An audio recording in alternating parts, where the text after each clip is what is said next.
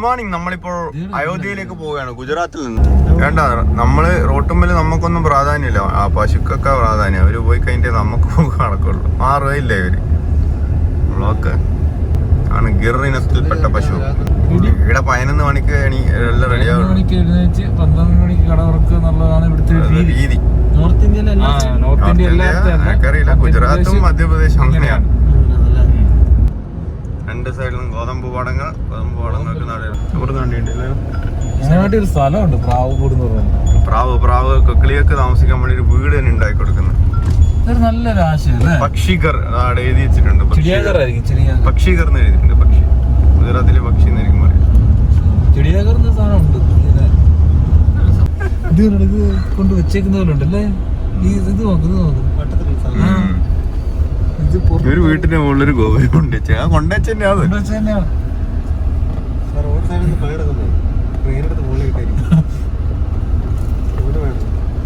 ഉള്ളോട്ടുള്ള റോഡുകളെല്ലാം ഭയങ്കര മോശമാണ് അല്ലേ. ഹൈവേകൾ മാത്രമേ കുറച്ച് നല്ലത്. കരിവെക്കുന്ന നമ്മുടെ ഭക്ഷണം ഇന്ന് മുട്ടയാന്ന് പോകാം. നമ്മൾ അവിലും എല്ലാം മിക്സ് ചെയ്തിട്ടുള്ളൊരു സാധനമാണ്. അവിലും ഇതൊക്കെയാണ് ഇതിൻ്റെ.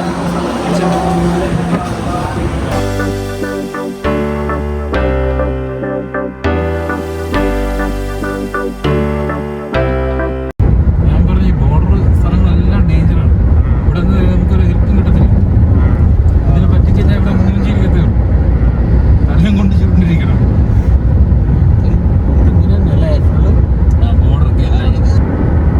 അടിപൊളി.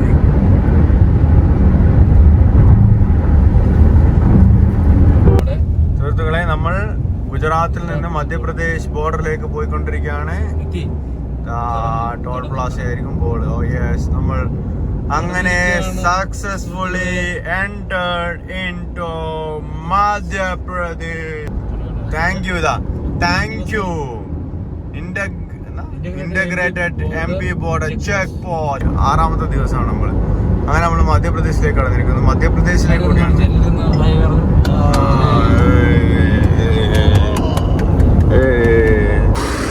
മധ്യപ്രദേശിൽ എവിടെയോ നമ്മൾ ഒന്ന് മൂത്രമൊഴിക്കാൻ നിർത്തിയിരുന്നു. ഇങ്ങനെ മൂത്രമൊഴിച്ചിട്ട് നമുക്ക് പോകാൻ. അപ്പുറത്തെ വലിയ കക്കരി. അത് കക്കരിയാണോ? അല്ലടാ, അതൊക്കെ തിന്നുന്ന കറിയുണ്ട്.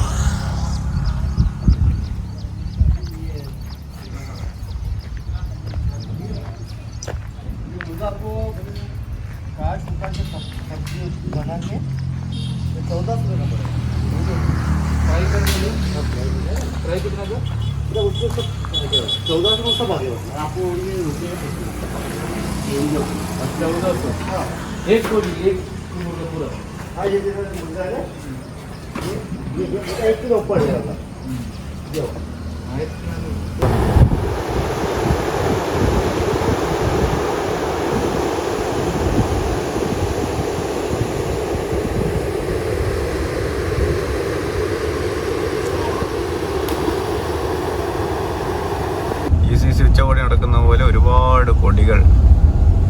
എന്തിൻ്റെയൊക്കെയാന്ന് ഒരു വൃത്തമില്ല. അടുത്ത ഭാഗത്ത് കാണുന്നതാണ് കടുക് പാടം, യെല്ലോ കളർ. അത് എക്സ്പ്രസ് ഹൈവേ ആയിരിക്കും പുതിയ.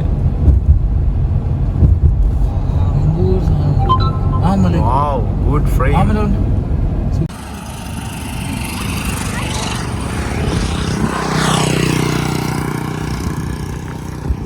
इधर पास है आपका घर? कितना का ये बकरा कितना है?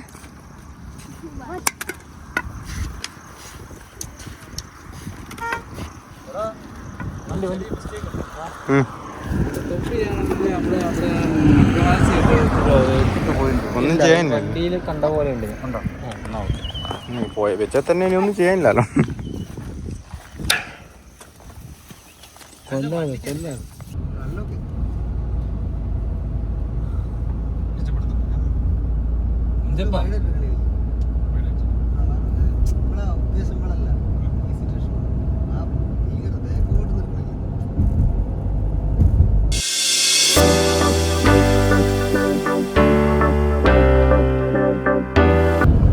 എക്സ്പ്രസ് വേയിലേക്ക് നമ്മൾ കയറാൻ പോവുകയാണ്. വഡോദര നമ്മളിതാ പുതുതായി നിർമ്മിച്ച എക്സ്പ്രസ് ഹൈവേയിലേക്ക് ഇതാ നമ്മൾ കയറാൻ പോകുന്നത്. Delhi Vadodara Mumbai express highway. ഇത് നമ്മൾ പോകുന്നത് ഇവിടുന്ന് നേരെ നമ്മൾ അയോധ്യയിലേക്ക് പോവുകയാണ്. അയോധ്യയാണ് നമ്മളിന്ന് ലക്ഷ്യം വെക്കുന്നത്. അതിനുശേഷം വാരണാസിയിലേക്ക് വിടണമെന്ന് സ്റ്റേ വാരണാസിയിലായിരിക്കും. അപ്പോൾ നമ്മൾ എക്സ്പ്രസ് വേയിലേക്ക് കയറിക്കൊണ്ടിരിക്കുകയാണ്. ചെത്തി ചെത്തി ചെത്തി എടുത്തല്ലേ ഇവിടെ റോഡ് കുഴിയായി. എന്റെ മോനെ വ്യൂ ആണത്. ഇങ്ങോട്ട്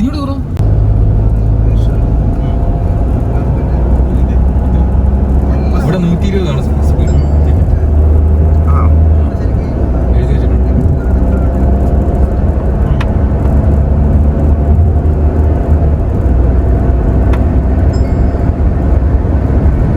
ഡൽഹി മുംബൈ എക്സ്പ്രസ് വേയിലെ കൂടിയാണ് നമ്മളിപ്പോൾ യാത്ര ചെയ്തുകൊണ്ടിരിക്കുന്നത്. ഏകദേശം 1350 കിലോമീറ്റർ 8 ലൈൻ റോഡാണ് നിർമ്മിച്ചുകൊണ്ടിരിക്കുന്നത്. ഇത് പാർഷ്യലി കംപ്ലീറ്റ് ആയിട്ടുണ്ട്. 1 ലക്ഷം കോടിയാണ് ഇതിൻ്റെ ബഡ്ജറ്റ് കണക്കാക്കപ്പെടുന്നത്. അങ്ങനെ എക്സ്പ്രസ് വേയിൽ നിന്ന് നമ്മൾ ഇറങ്ങിയിരിക്കുകയാണ് സുഹൃത്തുക്കളെ. എത്ര മണിക്കൂറുണ്ട്, എത്ര കിലോമീറ്റർ നമ്മൾ കവർ ചെയ്തു? 200 കിലോമീറ്റർ 1 hour കൊണ്ട് നമ്മൾ കവർ ചെയ്തു. ഹോട്ടലിൽ കൂടുതലുണ്ട്. ഡൽഹി വരെ പോകുന്ന ഹൈവേയാണ്. വളരെ സൂപ്പർ എക്സ്പ്രസ് വേ ആണ്. But there are so many issues with this highway. കാരണം അവർ പ്രോപ്പറായിട്ട് അതിൻ്റെ എന്താ പറയണ്ടേ, പാലം ഇറങ്ങുന്നിടത്തൊന്നും പ്രോപ്പറായിട്ടുള്ള സ്ലോപ്പും കാര്യങ്ങളും കൊടുത്തിട്ടില്ല. ഫൈൻ. ദെൻ നമുക്ക് ഇവിടുന്ന് എക്സിറ്റ് ആകുമ്പോൾ എത്ര പൈസ ടോള് ചാർജ് ചെയ്യുന്നുണ്ടെന്ന് നമുക്ക് നോക്കാം. ഓക്കെ, അവിടുന്ന് എൻട്രിയിലെ പൈസ കോട്ട സ്റ്റോണിൻ്റെ സ്ഥലത്തെത്തിയിട്ടുണ്ട്. ഇതാണ് കോട്ട സ്റ്റോൺ. ഓക്കെ, രാജസ്ഥാൻ, ഇത് മധ്യപ്രദേശിലെ കോട്ട. ഓക്കെ, സോ കോട്ട സ്റ്റോൺ നമ്മുടെ നാട്ടിലൊക്കെ അവൈലബിൾ ആണ്. നമുക്ക് ഫ്ലോറിലിടാനും എല്ലാത്തിനും നല്ലതായത്. അപ്പോൾ നിങ്ങൾക്ക് കോട്ട സ്റ്റോണിൻ്റെ റിക്വയർമെൻറ്റ് ഉണ്ടെങ്കിൽ you can contact us.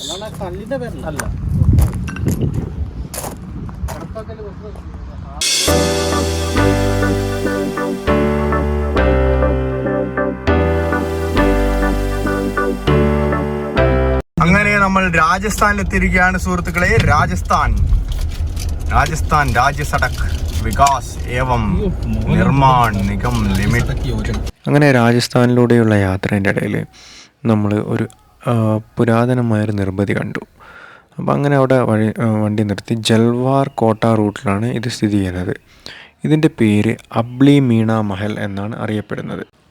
Indian പുരാവസ്തു ഗവേഷണ വകുപ്പിൻ്റെ അണ്ടറിൽ സ്ഥിതി ചെയ്യുന്ന ഈ ഒരു നിർമ്മിതി 1649 നിർമ്മിച്ചു എന്നാണ് കണക്കാക്കപ്പെടുന്നത്.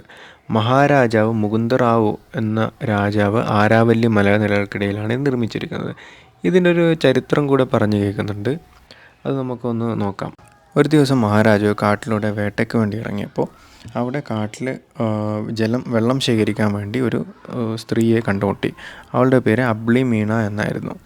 അങ്ങനെ അവളുടെ ആകർഷണനായ രാജാവളോട് കല്യാണം കഴിക്കാൻ താല്പര്യം പ്രകടിപ്പിക്കുകയുണ്ടായി. അങ്ങനെ വളരെ വ്യത്യസ്തമായൊരു നിബന്ധന രാജാവുമായി അവൾ വെച്ചു. കല്യാണം കഴിക്കണമെങ്കിൽ എൻ്റെ ഗ്രാമമായ വൈരാബാദിൻ്റെ ദീപം കാണുന്ന സ്ഥലത്ത് മാത്രമേ ഞാൻ താമസിക്കുകയുള്ളൂ എന്ന്. അങ്ങനെ രാജാവ് അവൾക്ക് വേണ്ടി നിർമ്മിച്ച ഒരു ഭവനമാണ് അബ്ലി മീണ മഹൽ എന്നാണ് പറയപ്പെടുന്നത്. ഇവിടെ നിങ്ങൾക്ക് എല്ലാ സൗകര്യങ്ങളും കാണാം. കുളം കാണാം, പിന്നെ ഓരോ റൂമുകൾ, അറകൾ അങ്ങനെയൊക്കെ നിർമ്മിച്ച് വെച്ചിട്ടുണ്ട്. ഇടക്കാലത്ത് ഇത് വളരെ നശിപ്പിക്കപ്പെട്ട രീതിയിലായിരുന്നു. പക്ഷേ ഇപ്പോൾ ആർക്കിയോളജിക്കൽ ഡിപ്പാർട്ട്മെൻറ്റിൻ്റെ അണ്ടറിലായതുകൊണ്ട് തന്നെ അവർ വളരെ നല്ല രീതിയിൽ ഇതിനെ പുനർനിർമ്മിക്കപ്പെട്ടിട്ടുണ്ട്. പല സ്ഥലത്തും നമുക്കിപ്പം ആധുനിക നിർമ്മിതികൾ പോലെ പല സ്ഥലത്തും പുതിയതായി അവർ കൺസ്ട്രക്ഷൻ ചെയ്തിട്ടുണ്ട്. പൊട്ടിപ്പൊളിഞ്ഞ ഭാഗങ്ങളൊക്കെ കൺസ്ട്രക്ഷൻ ചെയ്ത് വെച്ചിട്ടുണ്ട്. അപ്പോൾ അന്നത്തെ കാലത്ത് 1649 ഇത്രയും നല്ല ഒരു ഇതുണ്ടാക്കണമെങ്കിൽ ഇപ്പം ഇന്നത്തെ നമ്മുടെ പല ആർക്കിടെക്റ്റിന് പോലും പറ്റാത്ത രീതിയിലുള്ള ആർക്കിടെക്റ്റൽ വൈഭവങ്ങൾ നമുക്ക് ഇവിടെ കാണാൻ പറ്റുന്നതാണ്. അപ്പോൾ ഇതിലൂടെയൊക്കെ ഞങ്ങൾ കുറേ നേരം നടന്നു. പക്ഷേ ഒരുപാട് മുറികളുള്ളത് കൊണ്ട് നമുക്കൊന്നും മനസ്സിലാവുന്നില്ല എങ്ങനെ പോകണം. സ്റ്റെപ്പുകളൊക്കെ പൊട്ടിപ്പൊളിഞ്ഞിട്ടുണ്ട്. പക്ഷെ അതൊക്കെ ഇപ്പം പല രീതിയിലും വീണ്ടും നിർമ്മിക്കപ്പെട്ടിട്ടുണ്ട്. ഇവിടെ നിന്നൊരു നല്ല വ്യൂ ആണ്. ഇതിൻ്റെ എനിക്കൊരു സംശയം എന്താണെന്ന് വെച്ചാൽ നമുക്കിപ്പോൾ ഇതിൻ്റെ മുകളിൽ റൂഫായിട്ടൊന്നും കാണാൻ പറ്റിയില്ല. അപ്പോൾ റൂഫ് ഉണ്ടായിരുന്നില്ല, എല്ലാ ഭാഗത്തും ഇല്ല, പല ഭാഗത്തും ഓപ്പണായ രീതിയിലായിരുന്നു ഉള്ളത്. ചില സ്ഥലത്ത് മാത്രമേ അടഞ്ഞ റൂമുകൾ ഉള്ളൂ. ഇതിൻ്റെ തൊട്ട് പുറകിൽ കാടാണ്. ധാരാ ടൈഗർ റിസർവ് എന്ന് പറഞ്ഞിട്ടുള്ള ഫോറസ്റ്റ് സ്റ്റാർട്ട് ചെയ്യുകയാണ്. മാത്രവുമല്ല ഇതിൻ്റെ പുറകിലൂടെ റെയിൽവേ ലൈനൊക്കെ കടന്നു പോകുന്നുണ്ട്. ഇതൊരു കുളമാണ്. ഇതിനകത്ത് തന്നെ നിർമ്മിക്കപ്പെട്ടിട്ടുള്ള കുളം ആണിത്. വെള്ളമൊക്കെ നിറഞ്ഞ് തന്നെ കിടപ്പുണ്ട് ഇതിനകത്തൊക്കെ. അങ്ങനെ ഇതിലൂടെയൊക്കെ നമ്മൾ ഒരുപാട് നടന്നു. നല്ല ഭംഗിയുള്ള സ്ഥലമാണ്. കാരണം തൊട്ട് പുറകിൽ തന്നെ ഫോറസ്റ്റ് ഉണ്ട്. പിന്നെ നടക്കാനും ഒക്കെ നല്ലതായിരുന്നു. അങ്ങനെ അതിലൂടെയൊക്കെ നടന്നു നമ്മളങ്ങനെ വീണ്ടും രാജസ്ഥാനിലൂടെയൊക്കെ യാത്ര കണ്ടിന്യൂ ചെയ്തുകൊണ്ടിരിക്കുകയാണ്. രാജസ്ഥാനിലെ പ്ലെയിനാണത്. അത് അങ്ങനെ അങ്ങോട്ട് പോയി കഴിഞ്ഞാൽ നമുക്ക് ഇന്നും മതിയാവില്ല. 10 ദിവസം ലീവ് പോരാ. അത് വേറെ തന്നെ വെച്ചതാണ്. രാജസ്ഥാൻ എക്സ്പ്ലോർ ചെയ്യാൻ ജസ്റ്റ് ഇങ്ങനെ പോകുന്നത്. രാജസ്ഥാനിൽ കൂടെ മധ്യപ്രദേശ്, രാജസ്ഥാൻ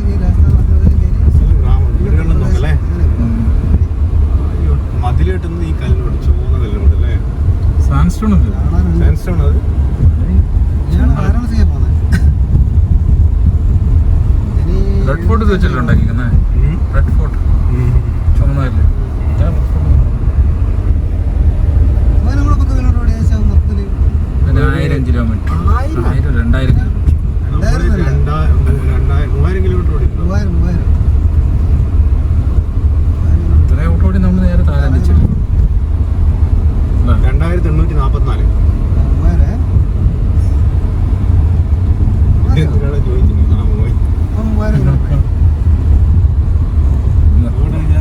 ഗ്രാമസഭ നാട്ടിലെ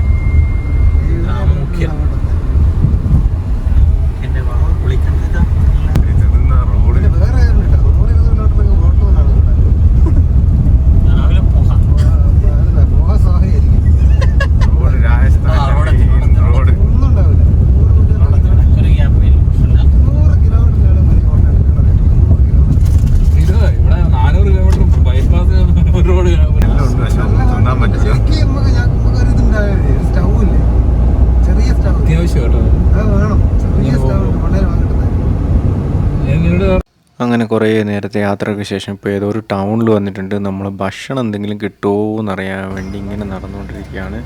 ഇവിടെ ഒരുപാട് നടന്നു. നമുക്ക് പറ്റുന്ന ഭക്ഷണങ്ങളൊന്നും കണ്ടില്ല. കിട്ടുന്നതാണെങ്കിൽ ആകപ്പാടെ സമൂസ അങ്ങനത്തെ ഐറ്റംസ് മാത്രമേ ഉള്ളൂ. റൊട്ടി ഐറ്റംസ് ഒന്നും കാണുന്നില്ല. ഗ്രാമത്തിൻ്റെ നടുവിലുള്ള ചെറിയൊരു ടൗൺ ആയതുകൊണ്ട് തന്നെ ആയിരിക്കണം അത്. അങ്ങനെ നമ്മൾ കുറച്ച് ഫ്രൂട്ട്സൊക്കെ വാങ്ങിക്കാമെന്ന് വെച്ച് അങ്ങനെ ഫ്രൂട്ട്സൊക്കെ വാങ്ങിച്ചു. താൻ്റെ തെരുവോരങ്ങളിലെ കൂടി അങ്ങനെ നടക്കുകയാണ്. അങ്ങനെ രാവിലെ തുടങ്ങിയ യാത്ര രാത്രി ഒരു 10 മണിയോടുകൂടി നമ്മളിപ്പോൾ ഝാൻസിയിലെത്തിയിരിക്കുകയാണ്. ഝാൻസിയിൽ നിന്ന് ഇപ്പോൾ ഒരു മുട്ട ഓംലെറ്റ് കിട്ടി, അതും കഴിച്ച് കിടന്നുറങ്ങുകയാണ്. ബാക്കി യാത്ര രാവിലെ കാണാം. See you, good night.